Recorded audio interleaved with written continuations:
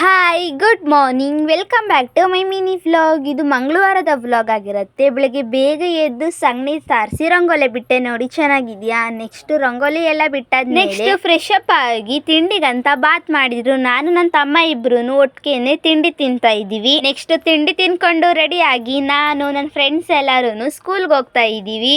ಇವತ್ತು ಚಾಮುಂಡೇಶ್ವರಿ ದೇವಿದು ಹುಟ್ಟಿದ ಹಬ್ಬ ಅಲ್ವಾ, ಅದಕ್ಕೇನೆ ನಮ್ಮ ಮನೇಲಿ ಪೂಜೆ ಮಾಡೋಕೆ ಎಲ್ಲಾನು ರೆಡಿ ಮಾಡ್ಕೋತಾ ಇದ್ದಾರೆ.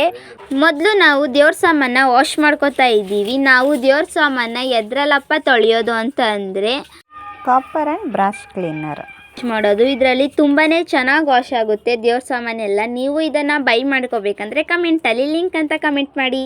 ನೆಕ್ಸ್ಟ್ ಹೊಸ್ತಿಲಿಗೆಲ್ಲ ರೆಡಿ ಮಾಡಿ ಮನೆಯಲ್ಲಿ ಪೂಜೆ ಮಾಡ್ತಾ ಇದ್ದಾರೆ.